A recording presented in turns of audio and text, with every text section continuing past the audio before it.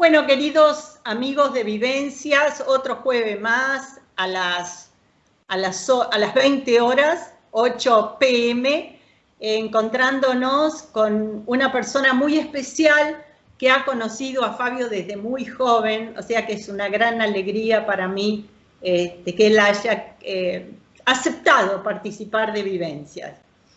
El segundo programa de este año.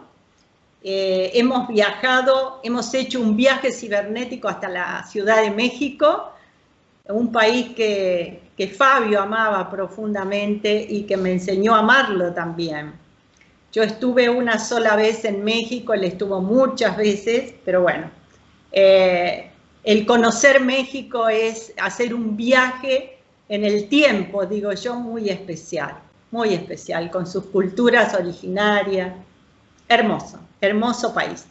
Y tengo amigos mexicanos muy queridos. Bueno, queridos amigos de Vivencia, aquí estamos con el señor Carlos Alberto Guzmán Rojas, de la Ciudad de México. Buenas noches para nosotros, buenas tardes para Carlos. Y bueno, es una persona con una trayectoria en el mundo de la omnilogía muy importante, así que es un placer para nosotros tenerlo. Es licenciado y tiene una maestría en administración, fue escritor, conferencista de omnilogía, de temas paranormales, y es algo que me llamó la atención, porque es usted el primer especialista en el tema que se presenta en un simposio del famoso MUFON, ¿no? Y bueno, usted como mexicano representó a su país dentro de la organización, si es que no entendí mal, ¿verdad? Sí, eso en el año 96, ¿puede ser? Desde el 96 hasta el 2004 o 2005, por ahí. O sea que ha estado unos cuantos años. Sí, alrededor de unos 10 años, un poquito más. Ok. Bueno, y en 1996 publica su primer libro sobre el tema OVNI. Pero digamos que ha escrito muchos libros, tiene como 20 libros, ¿verdad? Ya, sí, así es. Y en el... y también tiene un libro, no recuerdo el año, que publicó en inglés, ¿no?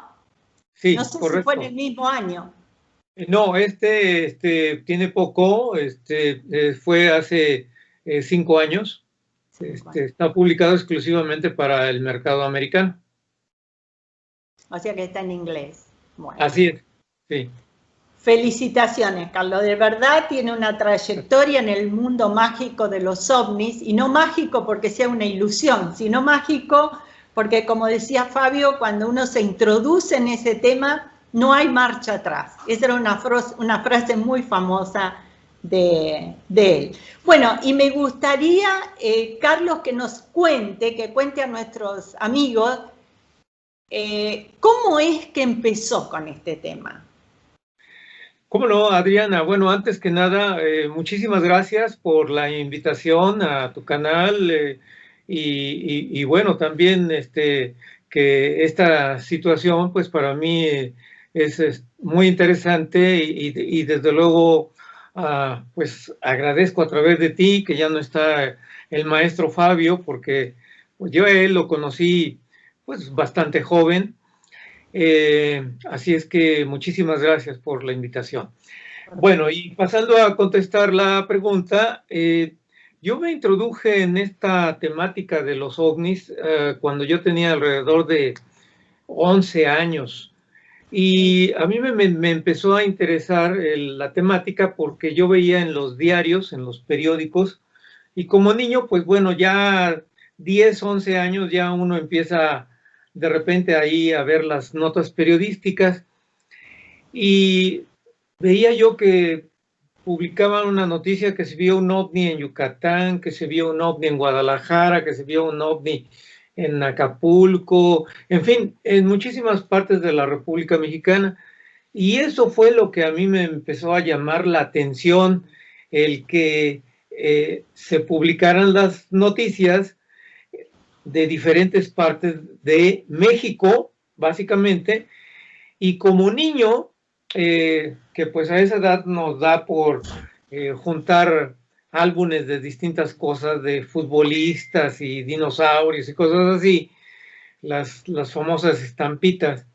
Entonces, yo esas notas periodísticas de esos notas de reportes de ovnis, las recortaba y las pegaba en unas hojas grandes.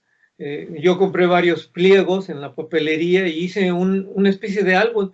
Entonces las iba pegando. Y bueno, pues ya pasaron los años y después, pues compré yo un libro y después, pues compré yo otro libro y después, y así, pues habré yo pasado entre los 11 años y de ahí, no, pues ya no puedo decir que yo dejé de comprar libros porque, de hecho, antes de que yo empezara a comprar libros, pues a mí me empezó a nacer la inquietud por la lectura y no tanto porque mis padres me dijeran, tienes que leer esto, no, sino un día llegó mi padre y me dijo, mira, aquí traigo un libro, está muy interesante, y lo dejó. Ese libro no tenía nada que ver con esta temática. Ese libro lo recuerdo muy lindamente porque es el libro que está titulado El maravilloso viaje de Neil Holgersson a través de Suecia, de Selma Lagerlöf. Pues Selma Lagerlöf ganó el premio Nobel precisamente de literatura, ¿no?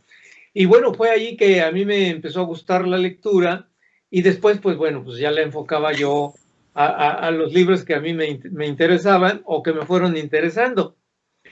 Y pasaron los años. Bueno, yo seguí mi trayectoria estudiantil del terminar la primaria, secundaria, etcétera, la carrera, y cada vez me iba yo pues más adentrando a esta temática. Después iba yo entrevistando a las personas que decían que habían visto un objeto, inclusive de repente pues por ahí aparecían ya los contactados, ya una cuestión más complicada, y pues empapando cada vez. Después fui yo corresponsal de organizaciones en el extranjero, como por ejemplo el Centro de Estudios Interplanetarios de Barcelona, España.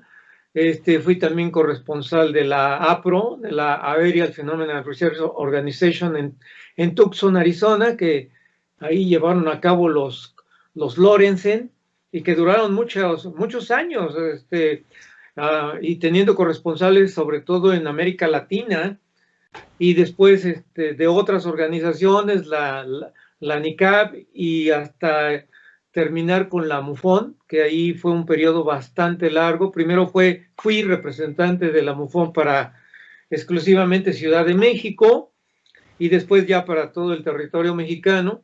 Pero sí, era una titánica labor, imposible de seguir, porque aquí en México se producen muchísimos casos. Entonces hubo ocasiones que en una semana me llegaban 20 casos para tratar de investigar, imposible. Y entonces, pues bueno, después ya tuve que dejar la representatividad de la MUFON por otras cuestiones personales y porque mi tiempo ya no me lo permitía. En los últimos 16 años yo me he dedicado a dar clase en distintas universidades del país y pues eso me fue restringiendo el tiempo, así es que tuve que renunciar a la organización. Pero conforme se va uno adentrando, bueno, y qué mencionar del famoso Congreso de Acapulco de 1977.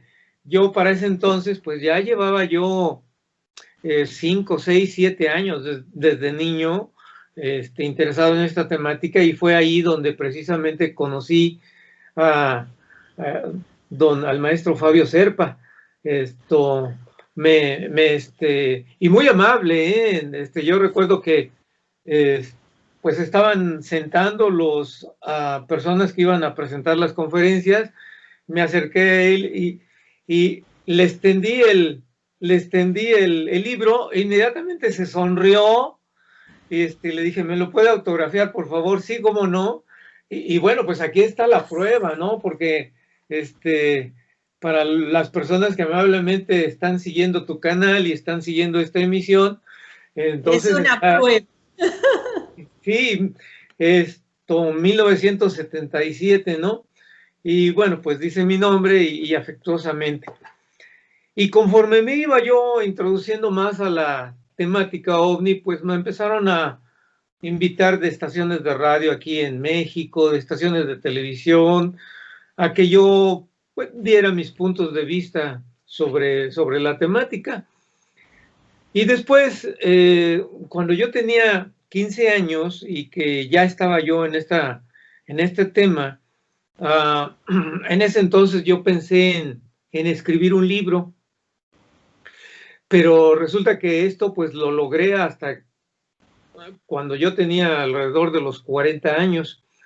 Y ese primer libro que tengo aquí en mis manos, pues ya la edición ya no existe, ya está Está agotada. agotada. Pero este fue mi primer libro que son exclusivamente entrevistas a los primeros ufólogos mexicanos que existieron en los 50 y en los 60. Entonces, de hecho el libro se llama pues Testimonios OVNI y aquí déjame decirte, Adriana, que desafortunadamente pues ya muchos ya se están yendo.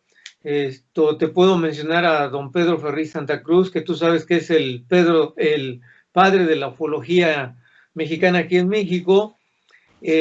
Santiago García, que es un estudioso de la zona del silencio, ya no está con nosotros también. El ingeniero Gerardo Levet, que se adelantó en su época, ya a lo mejor más adelante va a haber oportunidad de hablar de él, tampoco está con nosotros. Desafortunadamente Luis Ramírez acaba de fallecer el día de antier, el domingo. Esto pues también es una persona muy, muy importante aquí en la ufología mexicana. Bueno, y no se diga mi amigo Jorge Reicher, que también fue uno de los pioneros aquí en México. Así es que, pues la mitad de los que están contenidos aquí en este libro, al igual que el maestro Fabio Serpa, pues ya están en otros planos y continúan con su camino a la eternidad. Y pues de esta manera, a través de este primer libro, me fueron conociendo más y más personas. Y bueno, pues esa es más o menos en breve mi historia de cómo es que yo me introduje a este tema. Nunca yo vi antes nada, nunca tampoco he sido contactado, ni quiero serlo, Adriana, ni quiero serlo, sino simplemente es el interés personal por tal cual precisamente el maestro lo dice aquí, los misterios que hay. Entonces es ir detrás de esos misterios, pero conocer qué es lo que hay detrás de esos misterios. No, y además Fabio decía que en sus 60 años, porque él cumplió 60 años con la investigación, él decía, en 60 años he vivido muchísimas experiencias, algunas muy positivas, otras no tanto, pero de esos 60 años en búsqueda de ese misterio, me han quedado muchas preguntas, o sea, el que más investigaba, más preguntas le quedaban. Pero evidentemente es fascinante. Yo digo, era fascinante para él, porque él él cambió su vida totalmente atrás de este misterio, y fue mágico para mí que compartí 30 años de su vida. Porque, claro, todo el mundo, y no he incursionado como investigadora en el tema OVNI, pero he vivido 30 años con un investigador que su vida era la investigación de los OVNI. Aunque él incursionó en otros temas, pero nunca dejó el tema OVNI. Para él fue realmente una elección muy difícil en su vida, pero de la que él estaba muy satisfecho y muy feliz de haber tomado ese camino, a pesar de todos los inconvenientes. Sí. Porque piensa, Carlos, que él vio un ovni en el año 59. Y de ahí en más cambió su vida. De ahí en más comenzó a investigar. Yo creo que bajó del avión, que estaba haciendo una novela, una serie de televisión, bajó del avión y comenzó a investigar, y de ahí en más nunca dejó. Y en la década del 60 fue muy difícil, muy difícil este tema.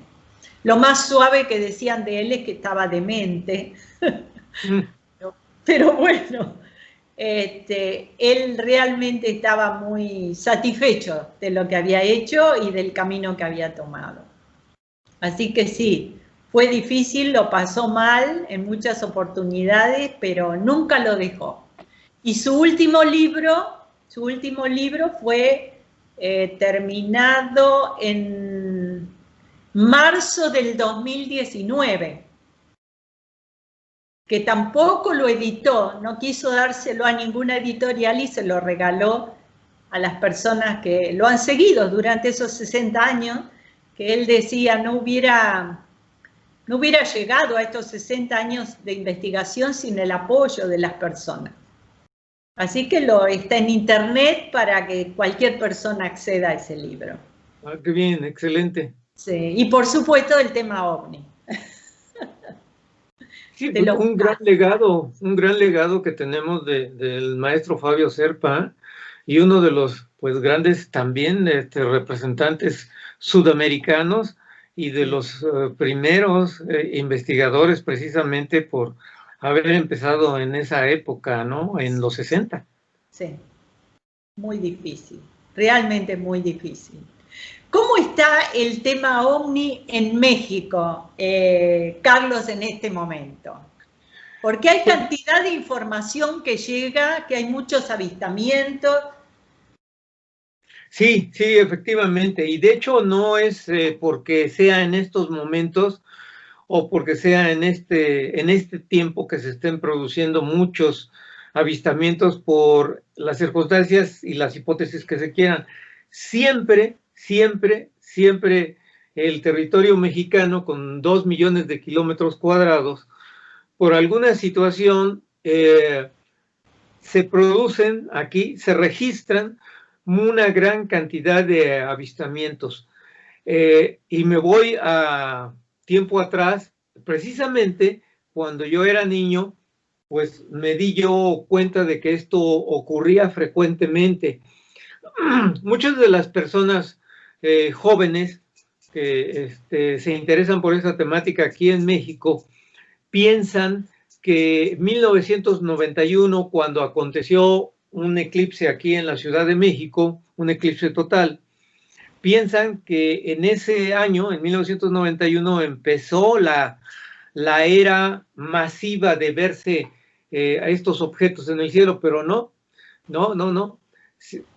Piensan porque son jóvenes y bueno, la televisión ahí ha mencionado en varias ocasiones que la oleada mexicana empezó en 1991 porque se hizo muy famoso un video donde se grabó un objeto volador no identificado en los momentos que estaba transitando el eclipse. Pero pues esto es un desconocimiento porque precisamente años atrás, en la década de los 60, ya se estaban registrando en una forma masiva la gran cantidad de avistamientos de estos objetos. Entonces, para mí México es un país privilegiado precisamente por esta gran cantidad de objetos, de cuestiones paranormales que se suceden. Y 1991, pues simplemente sí va a marcar ahí un punto histórico, porque para ese entonces ya existían mucho las cámaras caseras, las cámaras digitales, ya no era la famosa cámara de Super 8 de rollito. Eso catapultó mucho el que se conociera que aquí en México estuviese manifestándose, por llamarle de alguna manera el fenómeno ovni, pero no, simplemente que pues por distintas circunstancias que pueden ser arqueológicas, que pueden ser de fuerzas precisamente derivado de los ancestros, los famosos volcanes activos que tenemos, y que eso pudiera atraer a estos objetos por la cuestión electromagnética. Entonces, pues bueno, tenemos la fortuna de que se vean continuamente todas las semanas hay reportes de objetos desconocidos que pues, no se pueden identificar. Así es que no nos podemos circunscribir a que en estos momentos hay una gran oleada, es que siempre la ha habido. Así es. ¿Hay alguna zona específica en México que sea mucho más visitada que otras? Sí, con el transcurso de los años y a través de la recopilación de las noticias que yo tengo, lo que he visto es que esas concentraciones de esos objetos, uno, están muy registrados en lo que son las zonas arqueológicas de México. Y bueno, pues como mencionaba, ¿por qué? Pues quizás porque esas zonas arqueológicas de México tienen alguna energía especial que nuestros antiguos detectaron, y por eso están ahí, y por eso se construyeron ahí esas pirámides. Entonces, todavía científicamente no está comprobado que haya cierta energía. Sí han hecho experimentos personas independientes del Instituto Nacional de Antropología e Historia, personas que pues simplemente tienen el interés sobre la arqueología y han llevado allí sus aparatitos y han medido y dicen, no, sí hay cierta frecuencia magnética más fuerte que fuera del centro arqueológico. Y desde luego, bueno, pues que las pirámides, en el caso, por ejemplo, de Teotihuacán, que están alineadas con las estrellas de Orión. Entonces, como primer sitio que pudiéramos calificar como agua, como un sitio caliente, pues están los centros arqueológicos. Como segundo lugar, menciono los volcanes. Ahora, aquí se tiene una gran cantidad de fotografías, sobre todo en el Popocatépetl, que es un volcán activo, y que las autoridades de la Ciudad de México determinaron poner cámaras permanentes para el monitoreo y pues evitar una catástrofe futura de que porque no hay aviso pudiera ocurrir algo fatal. Entonces el volcán tiene cámaras que están monitoreando su actividad, y debido a eso pues vamos, obviamente que van a tener que pasar estos objetos muy cerca. Ahora, lo extraño, sí, es que hay muchas tomas en donde el objeto inclusive se introduce en el volcán. Ahí, pues digo, es difícil explicar. Si de por sí los científicos no pueden explicar esos objetos que pasan, pues más difícil les resulta explicar esos objetos que se introducen al volcán. Pero pues bueno, ahí está la prueba palpable de los videos que se ven ahí y que se graban ahí en el volcán. El volcán de Colima, que nuevamente ha empezado a hacer un poco de ruido, también han puesto cámaras de monitoreo del Centro Nacional para la Prevención de Desastres, y también ha logrado videograbar a estos objetos. Pero yo digo aquí que las cámaras las podemos poner también en los centros arqueológicos y seguramente que van a salir estos objetos. ¿Por qué? Pues porque ahí está la cámara, porque tarde o temprano, el lunes o el viernes, van a pasar por ahí estos objetos y se van a videograbar. Entonces, esos dos lugares yo los señalaría como quizás zonas calientes, las zonas arqueológicas y los volcanes.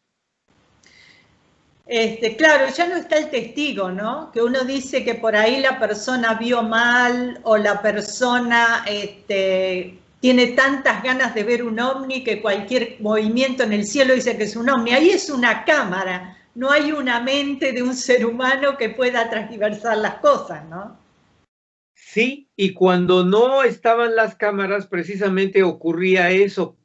Yo me recuerdo hace años que en Atlisco, Puebla, Atlisco es una pequeña ciudad del estado de Puebla, se veía o se vieron ovnis, inclusive se fotografiaron, y los fines de semana acudían, pero cientos de automóviles, cientos, porque yo lo viví, o sea, no eran 12, 14, 15, no, eran, se acumulaban los carros en toda la carretera, y ahí sí ocurría lo que mencionas, Adriana, que decía, mira, ya viene el ovni, y el tal ovni era un avión. Entonces ya la mentalidad estaba sugestionada, estaba propensa a que cualquier lucecita dijeran que era un ovni.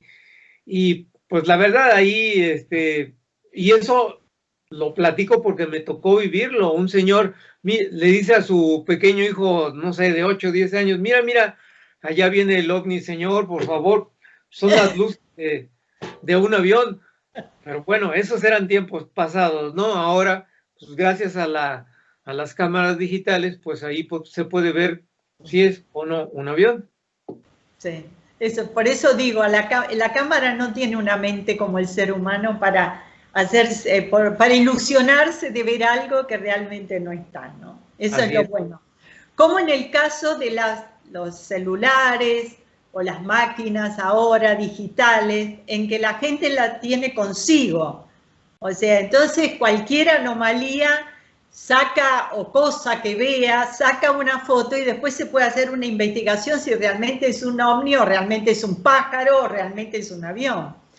Y antes eso no sucedía, ¿no? Antes era muy difícil. Como decía Fabio, había que estar mucho con el testigo e interrogar mucho al testigo para poder sacar la conclusión. Si ese testigo lo que había visto es algo que quería ver pero que no existía, o si realmente había visto una nave. En el caso del camionero, que es donde el caso que presenta Fabio en Acapulco, en el Congreso, era una persona que realmente no tenía un nivel intelectual ni conocía del tema como para inventar una historia así. Pero igualmente fue uno de los casos que tuvo un grupo de investigación tan importante donde hubo médicos, psicólogos, psiquiatras, médicos forenses. La verdad que ese caso fue un lujo, ¿no? Un lujo. El de Dionisio Yanca, creo, ¿no? Dionisio Yanca, sí, el camionero. Y como esa hay cantidad de casos, pero decía Fabio, había que confiar y hacer un doble trabajo con el testigo. Había realmente que saber si ese testigo había inventado o le había sucedido eso, ¿no? Fue una investigación que duró muchos meses, pero bueno, tuvo ese premio en Acapulco, justamente de que se reconociera ese caso. Un trabajo, la verdad, de mucha gente, un grupo muy grande de médicos, y que, bueno, tuvo ese premio. Era la frutilla del postre. La frutilla que faltaba del postre. Y en zonas donde haya lagos, se ha visto... Sí, también en menor proporción, sobre todo lagos, lagunas, también se han registrado, desde luego. Sí, o sea, sí. Que no se puede llegar a saber, como no... En el programa anterior le hice una entrevista a una de las hijas de Enrique Castillo Rincón. Ah, muy interesante el caso. Castillo Rincón estuvo también en el Congreso de Acapulco, ahí yo lo conocí, así es. Y un caso que Fabio investigó y que decía uno de los testigos estrellas, ¿no? Porque realmente fue un caso verídico, y bueno, por eso decíamos, en esa época era el testigo sí o sí. Y bueno, y la experiencia de las hijas, de toda la familia con una persona que fue un contactado así tan conocido, ¿no? En el mundo también. Un hombre, la verdad, yo llegué a conocerlo en un congreso aquí en Argentina, no tuve la posibilidad de hablar mucho con él, es porque estuve en un ratito, no recuerdo si en un almuerzo, una cena, pero la verdad una persona muy cálida, muy cálida. Y sí, lo conocí a Fabio desde muchísimos años. Y si él estuvo en el congreso en Acapulco, no sé si se conocían de antes o se conocieron allí, pero se encontraron muchas veces en diferentes congresos. ¿Alguna vez investigó, Carlos, alguna persona que haya sido contactada? Sí, desde luego. Aquí hay varios casos y hay un caso que se parecería mucho al de Castillo Rincón, que es el del señor Enrique Mercado. Enrique Mercado fue un contactado de los años 60 y él tiene, curiosamente, su primer contacto, me cuenta, en 1965, cuando aquí en México se sucedió la oleada, pues, yo creo que mayor que ha acontecido en todos estos años, porque ahí yo tengo una gran cantidad de información que he heredado de otras personas que pues ya no están con nosotros y vamos, todos los archivos tienen noticias de los periódicos de 1965 donde se produjo la mayor oleada de todos los tiempos de México, pero de todos los tiempos, porque ahí los periódicos publicaban noticias día tras día, tras día, tras día, en todos los estados de la República, a todas horas, todo tipo de personas. Él empieza su contacto, curiosamente, en 1965 y lo continúa por varios años, y él pues no lucra con esa experiencia que tiene. Publica por ahí, por ahí tengo su libro, que es, lo titula, ¿qué? 24 horas a bordo de un platillo volador. Y es una persona, bueno, fue una persona, porque ya no está con nosotros también, desafortunadamente, fue una persona que no lucró con su experiencia, porque pues el libro, en realidad, las cuantos ejemplares que se imprimieron no era para que él recibiera una gran cantidad de dinero en absoluto, para nada, y esto pues tú lo sabes. Y de repente cuando lo invitaban a algún congreso iba, porque él era contador, él vivía de trabajar de contador, ¿no? Entonces, pues desafortunadamente se fue, y yo esa experiencia sí la creo, porque él, primero, no lucró con su experiencia. En segundo, era muy consistente. Yo escuchaba su narrativa una y dos veces y tres veces y cuatro, y siempre siempre fue la misma narrativa. Tampoco tenía ínfulas de sentirse grande, escogido, iluminado. No, tampoco. Un señor bastante sencillo que llegaba con una playera luego a cualquier parte que lo invitaran. Y hay otro caso que seguramente las personas que nos están siguiendo hayan escuchado de él, y es el de Salvador Villanueva Medina. Este contactado fue el primero, pero el primero desde el punto de vista que se conoció públicamente en México. Su caso ocurrió en 1953. Los seres que describe don Salvador Villanueva también ya no está con nosotros, y vivió 90 años, vivió bastantes años, pero él, cuando le ocurrió la experiencia en 1953, pues ya era una persona de alrededor quizás de unos 30 años, no recuerdo bien, y él describe a estos seres muy parecidos a los de Adamski, bajitos, güeritos, como nórdicos. Y esta persona a mí me influyó también bastante, confiabilidad en lo que nos estaba diciendo, porque igual publica su libro, pero no lucra con el libro. De hecho, las personas, llamémosle extraterrestre, con quien él contactó, le dijeron, tienes que hacer un libro y tienes que dar a conocer tu experiencia. Hizo el libro, pero no tenía dinero con qué pues pagar la impresión del libro, y resulta que él compró un billete de lotería, se saca una cantidad pequeña y con esa cantidad hace su libro. Hace el libro.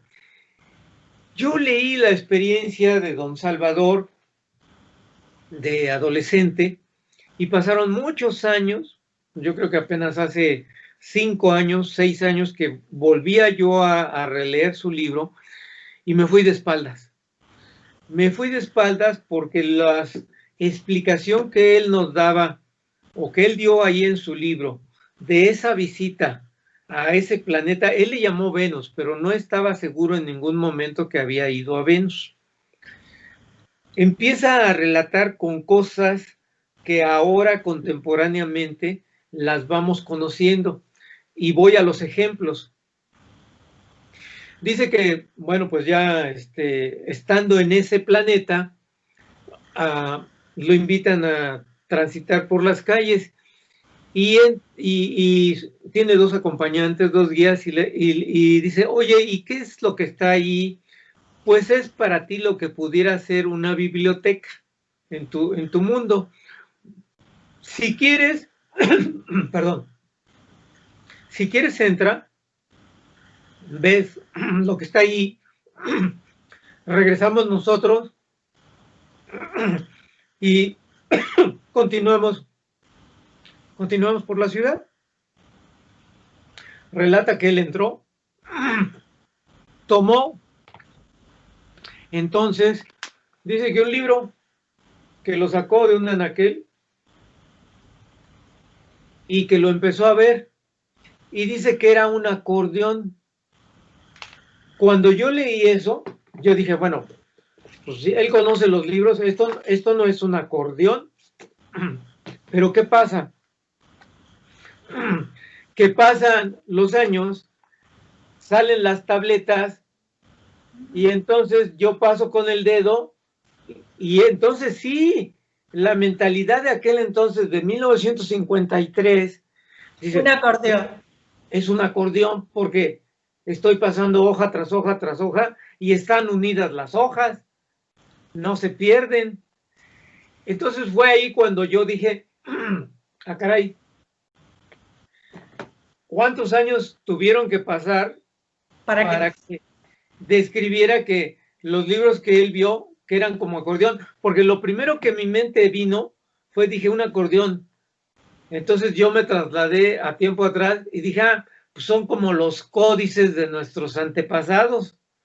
Pero hay que recordar que los códices sí estaban pegados, las hojas, y ese sí era un acordeón, ¿no? El códice. Se abría. Hubiera dicho, pues es como un códice. Yo digo, pues entonces las hojas están pegadas una detrás de otra, no. Sino que dice que él le pasaba y que así eran todos los libros. Entonces, pues lo que tomó él fue algo parecido a lo que conocemos ahora como la tableta. Voy a otro ejemplo, que ya en la tarde se retiran, dice, bueno, pues vamos a pernoctar, vamos a un hotel. Y él entran y dice, pues no hay ninguna persona ahí que nos reciba, y que encontró un tablero y que en ese tablero estaban prendidos unos foquitos rojos y verdes. Y entonces, aquí, cuando yo leí ese libro hace años, yo dije, un tablero, foquitos rojos y verdes, ¿qué es lo que nos quiso describir?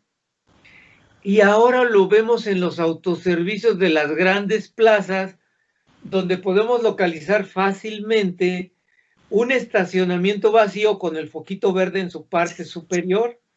Ah, bueno, pues ya te diriges a que donde ves focos rojos, pues están ocupados los lugares. Y dije, eso es lo que vio Villanueva en aquel entonces, un tablero con las habitaciones que tenían foco verde eran las que no estaban ocupadas. Y nuevamente ahí vino un shock para mí, dije, pues entonces no lo inventó. Ya.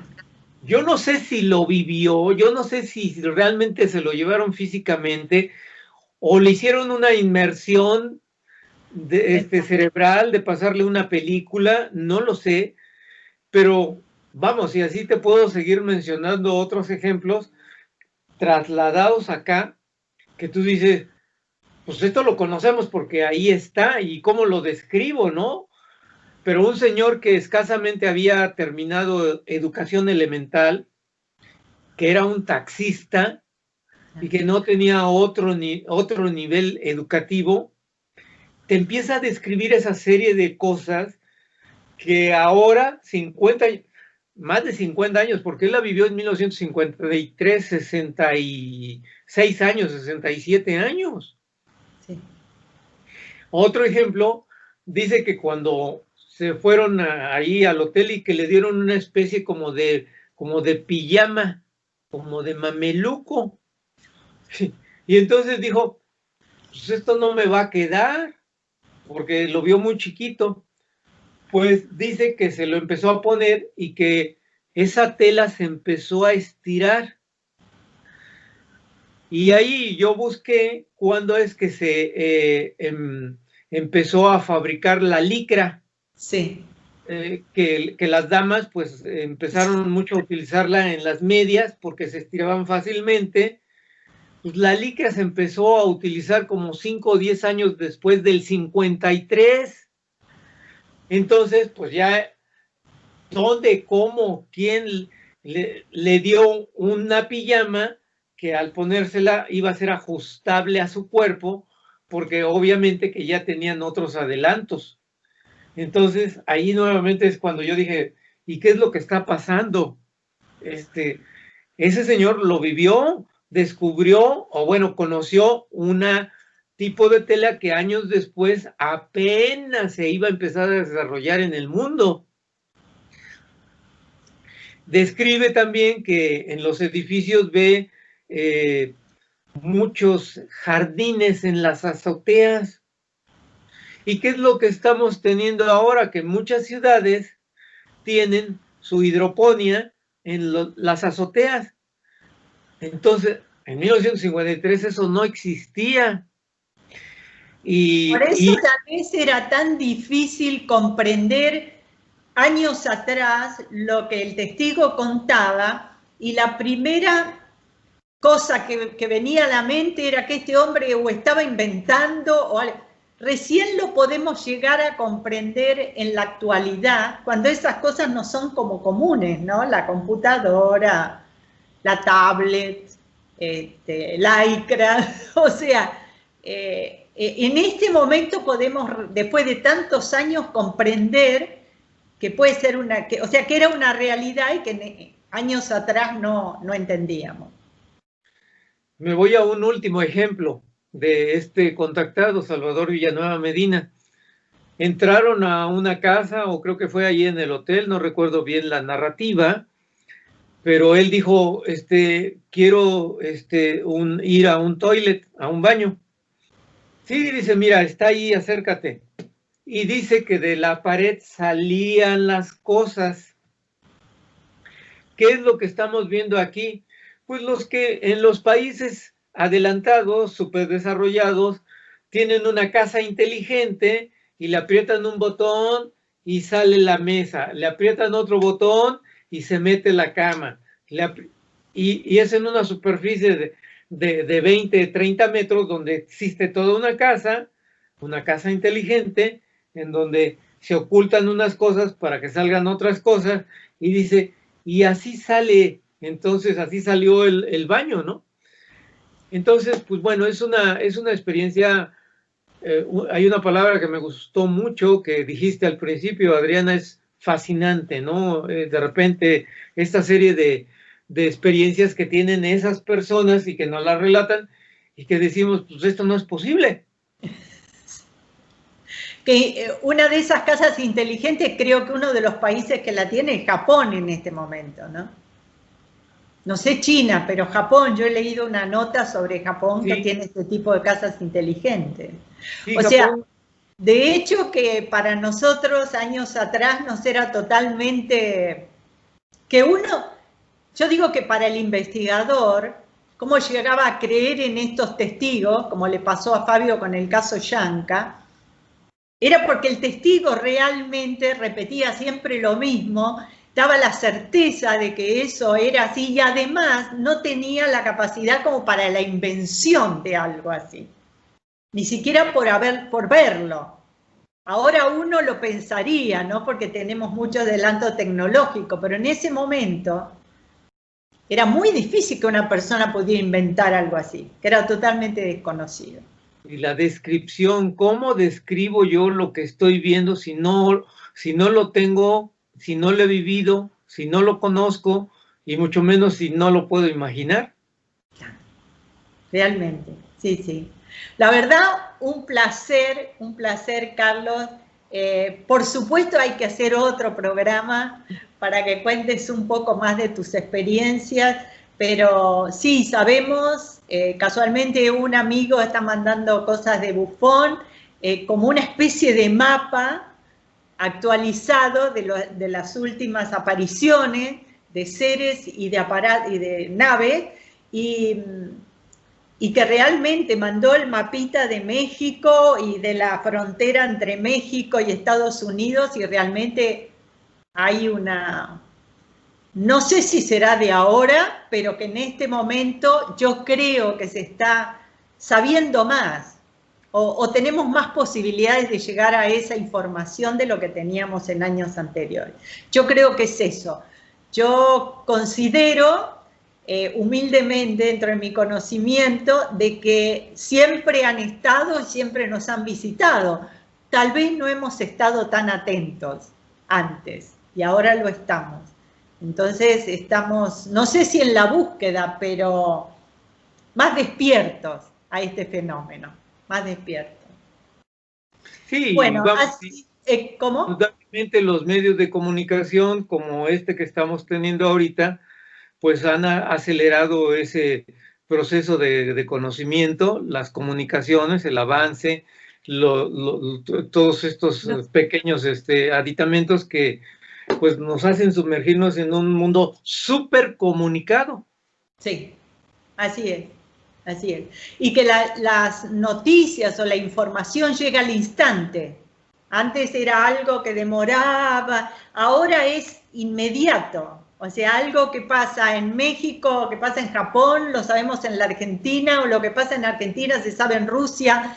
O sea, estamos en una etapa en la comunicación que es al instante, al instante. Y eso trae, por supuesto, siempre reservándonos que no todo es maravilloso ni todo es positivo, pero digamos que en esto es muy bueno, es muy bueno. Aunque, como digo yo siempre, hay todavía personas que piensan que el único planeta habitado en este maravilloso universo es el planeta Tierra, cosa que es un poco ilógico en este momento pensar eso, ¿verdad? Pero bueno, hay gente y cada uno despertará en el momento que le corresponda.